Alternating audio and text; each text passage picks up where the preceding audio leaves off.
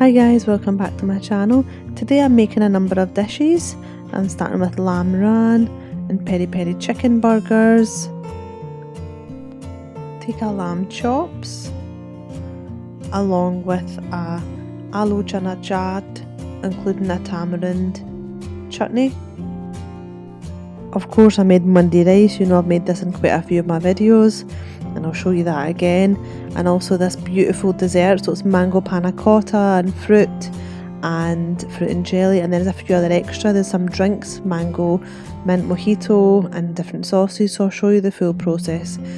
So here is my just over 3 kg leg of lamb, so my lamb raan. I got that and I prepped it the day before, so I gave it a really good wash, get all of any germs and all the everything off of it that I needed to, and then pat it dry, and then I made the marinade. So I went and got my blender. I've got my Foodi blender, and I just popped everything in. So as you can see, I've listed it all on the screen. So it's green chilies, and you'll see garlic ginger. Controversially, I don't take the skin off because it just gets blitzed in the blender anyway, and I've added in a couple of tablespoons of coriander seeds and salt and black pepper, and you can adjust this however you want. I've had to adjust it so it's good for the whole family and the kids. So what I did was blitz this first, then I added in the Greek yogurt and then gave it another really good mix so that it's really well incorporated and it's quite fine and it's not chunky. And also I added in some coriander and mint. If you have fresh, put in fresh. I didn't have fresh, so I had some frozen, and because I was making this marinade, I actually just put the stalks in, and you get the same idea, the same flavour, and you're not wasting anything.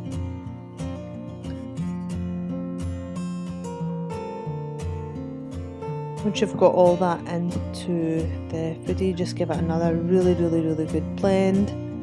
And if it's quite thick, you can add a little bit of water in or a little bit of oil to thicken it up.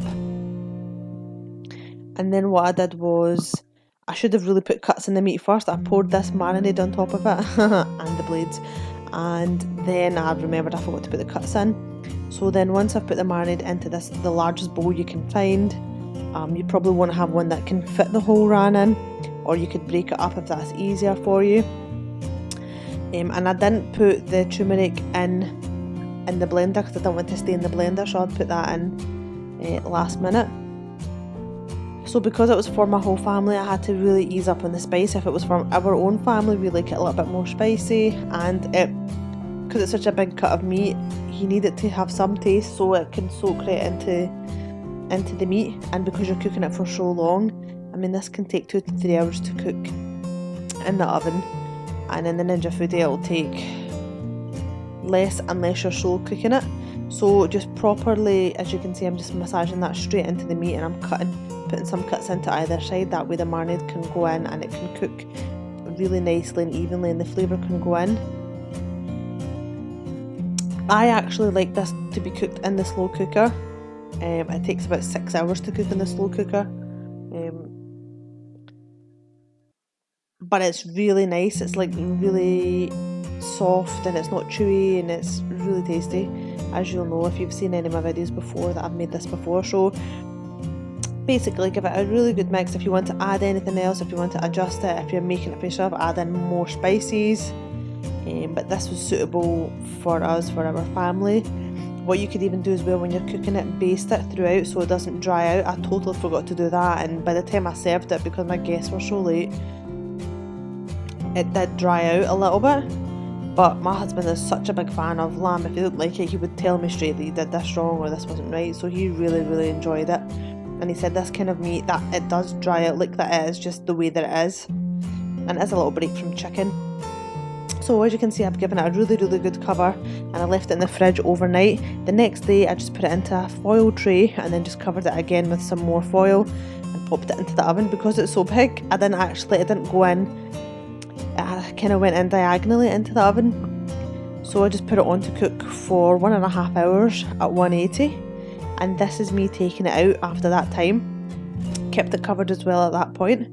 As you can see, it's starting to cook After this, like, I just checked the meat, and I didn't show you on the camera, but I turned the meat around at this point, so this was 1.5 hours in to the cooking process. I turned the leg of lamb around and took the foil off, and then I put the heat on high. Had I known that I was going to be serving the food so late, I actually could have just left it on a low heat just to let it cook slowly. And this is what I should have done in the beginning before I put it in. I just covered it with a little bit of chilli flakes and some lemon slices. And at this point I really should have basted it with some more of the mixture or some butter or oil just to keep it from drying out. Lesson learned, I had so many different dishes to make, I was quite stressed, so I forgot to do that. So off it goes back in the oven, turned around and put on high and uncovered to cook for the remaining about 1.5 hours. The next dish that I made was Peri Peri Chicken Burgers. So in the same food processor, I thought because I don't have much time, that extra flavour in the jug won't make any difference, so I've put in 2 red peppers, 1 yellow pepper. I just roughly cut it up. This is a really nice high powered blender, so you don't really need to do that much. There's loads of blades on that stick, so it just obliterates everything that it gets to. I haven't written the full recipe down because I have made this a number of times on my channel. It's quite straightforward, you just chuck everything in. I'm actually at that stage where I don't measure each ingredient, so I put a very generous amount, I would say half to 1 cup of olive oil in at this stage, and this is what's going to help the consistency. When you put oil in, you need something acidic to balance it out, so either lemon juice or white wine vinegar or actual vinegar, and that's 2 tablespoons of paprika and a generous amount, so about 1 tablespoon of red chilli flakes. If you have the African chilli, African bird's eye chilies, you can add them in as much as you want, as much as you can handle. And you can see that I've added in some salt and garlic powder. You can obviously add in the real stuff, but at this point I just thought I'll just chuck everything in to the food processor and I'll blend it beautifully. So from this marinade, I actually was able to marinate the chicken, and I was able to make a perinaise and a dipping sauce, or you can even keep this as a basting sauce. So if you're cooking something halfway through, just cover it with some more of the sauce to help some meat drying out. If you were to like spatchcock a whole chicken or put that in, you could just baste it throughout. And you can see there at the very last thing, I nearly forgot to add in my lemon juice. As I said, you need an acidic component to balance out the oil and to get the texture perfect for this peri peri sauce. So you can keep it in an airtight container, put it in the fridge for a few days, keep it as a dip, mix it with mayonnaise, make perinaise, put it on chicken, dip it in chips. I made chicken breast burgers there, or you can put it in a whole chicken and make peri peri chicken, or put it in chicken thighs. It's a very versatile sauce and it's very similar to Nando's, so I would very much recommend it. It's so simple and tasty, and you really need to try this once. There's different recipes, but this is my take on it. This is the one that I always stick to. So you can see it's not completely smooth, it's kind of a bit chunky, but I think that's quite nice. So these are the washed, dried, cleaned chicken breast fillets that are cut into slices for the burgers. As you can see, I've put in about half of that marinade into the chicken, and I just gave it a good mix. I gave it a good mix to marinate, so I did this on the morning of the dinner party. Some people like to get in this with their hands. I really hate doing that. It's a very last resort for me. I try and avoid as much as I can, so I gave that a really good mix. And this, obviously, you can imagine if there's a whole chicken or chicken legs, the flavour that goes into that with this sauce is just incredible. Okay, try not to do that. I did that twice. Dropped the blade straight into the pot. as I was saying, so I separated the marinade into 2 bowls, and in one bowl I've added in mayonnaise, and another bowl I've just left the marinade as it is. So there's a perinaise, so people have got an option to put the perinaise into the burger or use it as a dipping sauce for maybe the kids that don't like things as spicy, or you've got the normal peri peri sauce. So that was just another a wee option, and it's something you're making the marinade anyway. It's not any particularly extra effort. If you're making the marinade anyway, you can just make these kind of dipping sauces, and you can see the texture. It's quite thick. I guess if I blended it more it would have been smooth, but I'm quite happy. I actually don't mind it being a little bit chunky. So once I did that, got the sauce ready, just covered that up and put it to the side, put it in the fridge. I did the same for the chicken breast, covered them, just put them to the side or put them in the fridge if you've got space. Now this was a few hours later. The main thing was cooking the lamb Raan. That was going to take the most amount of time. So about an hour before I cooked these aren't going to take any length of time, but just because it's kind of sharing oven space and I had to do it in a couple of batches, I could only fit in so much into the tray and into the oven, and the air fryer was getting busy, was getting used with other food that I was making, so I couldn't use that. Ideally the air fryer would have got it cooked a lot faster. I wish I could have cooked everything for my meal, my dinner party, in the air fryer, but it's limited to what it can cook. If I was ever to get one, I'd get a bigger one, so it's handy to have that you can cook more than one thing. So in this instance I just put all of the chicken breasts into a foil tray. I couldn't space it out, so I had to kind of layer it a little bit, and then what I did was put it in the oven, cook it, and then turn it over halfway through just to make sure that the heat was covering everything evenly and things were getting cooked evenly. This didn't actually take any length of time. Put it in the oven for about 20-30 minutes. It got cooked, just because it's chicken and giving it to the family, you want to overcook than undercook. Now this is something that I prepared the night before. This is Imli Ki Chutney, so it's a tamarind paste. So it comes in a block, and it comes with these kind of seeds and this kind of pulp, so you have to soak it in warm water for about an hour and then separate the liquid from the pulp, and it's the liquid that you're going to cook, so all the flavour goes into the liquid.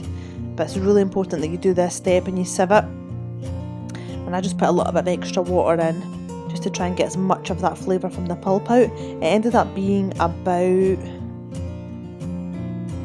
1, possibly 2 litres of water, which is going to reduce. So that whole liquid, I put it into a big stock pot, added in salt, black salt, and red chilli powder and cumin powder, and then as it's starting to heat up, I added in 1 cup of sugar, and it's the sugar as the liquid evaporates and we get to about half of the liquid there. That's the sugar is what's going to thicken the sauce. It makes it almost syrupy and it's like tangy. It's really nice. So you can get this in most Asian grocery shops.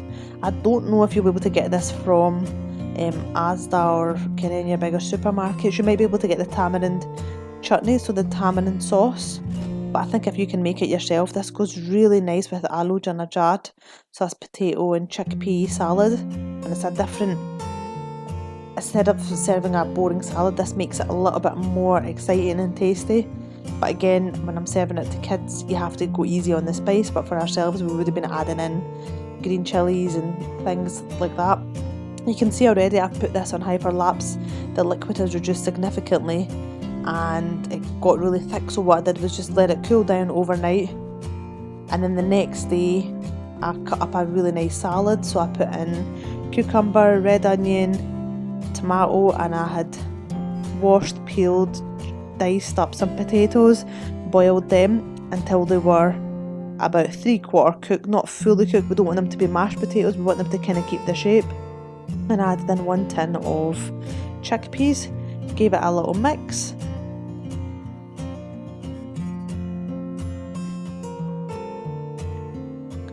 And this was the kind of secret ingredient, is chaat masala.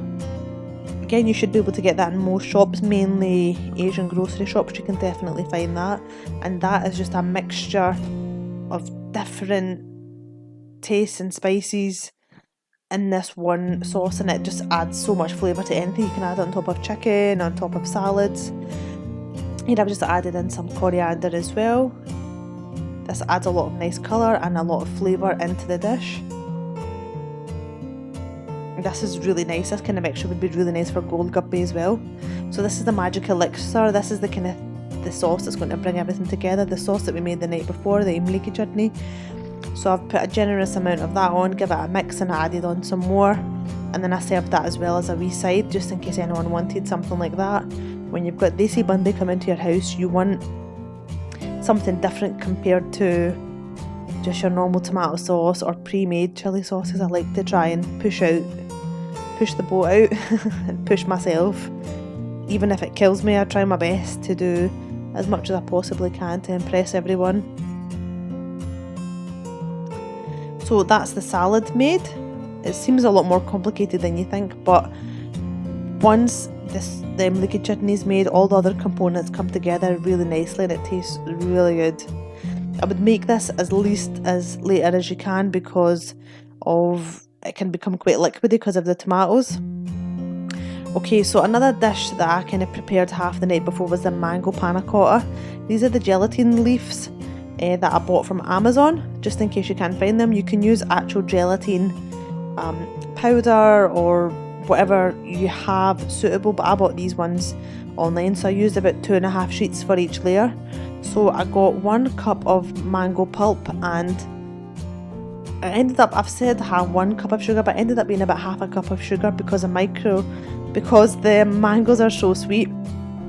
And as you can see, I soaked the gelatin leaves in water and then I microwaved them just so it would turn more liquidy and it would incorporate with the mango. So I added in about 4 tablespoons of that kind of 2.5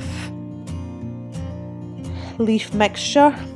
I ended up having to make a separate batch, so it wasn't enough because we had additional guests coming, so I wanted to make sure I had a little bit extra.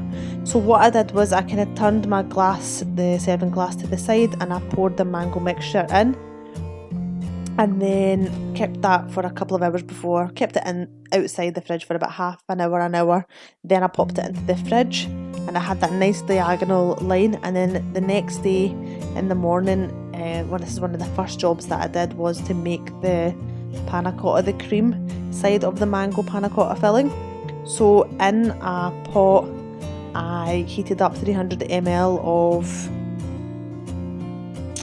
double cream and added in 1 cup of sugar and incorporated that. We don't want to bring it to the boil, we just want to lightly warm it and incorporate the sugar. We want the sugar to be melted. Again, for this layer I used 2.5 gelatin leaves, and what I did was just soak them in a little bit of warm water, and the texture got a little bit set, but I didn't need to keep putting that in the microwave because the double cream is quite hot. I just incorporated that and whisked it in really well so there's no lumps. When you're about to put it in the 7 dishes, you can sieve it.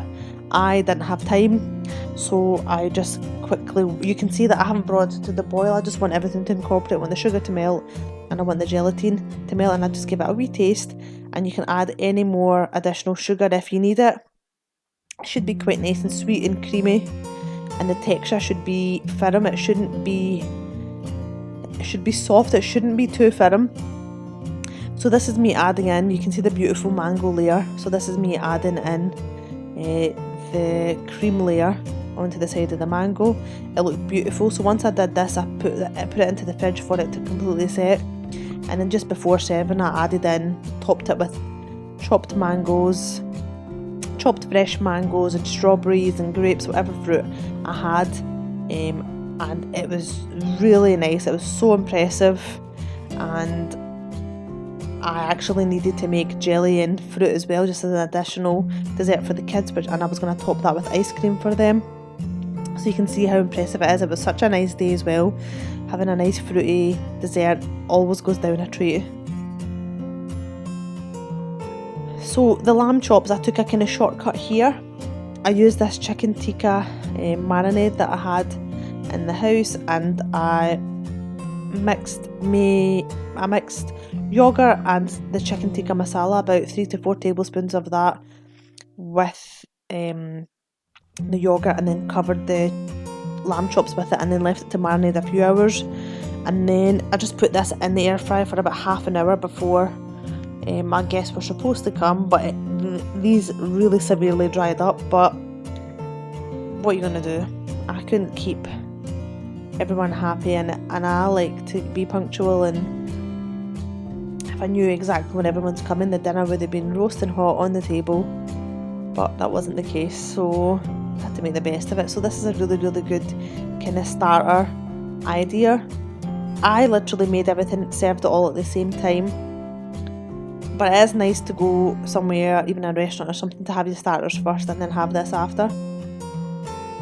So you aren't really supposed to stack. I had to kind of stack because I was running out of space, and I had to do it in 2 batches. So I did 1 batch in the air fryer, and then the remaining batch of lamb chops, I just popped them into the oven to cook. So that's all I did. You can drizzle a wee bit of oil. You could put oil into the yogurt and the tikka masala marinade at the same time, just to keep everything from drying up. So I just put a wee layer of that in, and then I air fried it for about, I think I did it for 15 minutes at first, and then I did an additional 10 minutes, and that was that. And then another thing that I did was mango and mint mojitos. So I just lined the rims of these glasses with lemon juice, and then dipped into sugar for decoration. Probably shouldn't have just washed my glasses before I did this, because the sugar was falling off. Didn't really have the desired effect that I wanted, but it's better than nothing. And you know me, you go hard or you go home, and I literally go for it. So I had a tiny bit of lemon juice. I just squeezed that into all of the glasses. I like to use the same glasses when you're making more than one dessert, and it keeps it very uniformed. And then I added in mint. I didn't have fresh, so I used frozen mint into all the glasses. Then I added in 1 to 2 tablespoons of mango puree, the same one that I used for the Pana Cotta. I didn't want to waste it, and it just made a really simple and impressive drink for dressing the table and giving people a nice summery drink to grab as well. So this was all really that I could do at the moment, and put in the decoration, the straws and the stirrers as well. And I had to serve this or get it ready right at the last minute, so I just kind of muddled it up, put in the spoons and the stirrers and the straws at this point, and then just before serving I added in ice, and added in some flower petals into the ice cubes, added them into the glasses, and then topped it with Sprite or lemonade right before serving, and it just makes such a beautiful, impressive drink, and so refreshing. I'd really recommend this. So you can see I went all out with the decorations. To complement the lamb chops and the lamb Raan, I made Mandi Rice. Now I have made this umpteen times on the channel, and I've made it so many times in the house. It's so simple. It's 1 onion chopped, 1 or 2 garlic cloves chopped, and about 4 tablespoons of butter. You want to just lightly saute the onions, and when they soften, add in salt, black pepper, red chili flakes,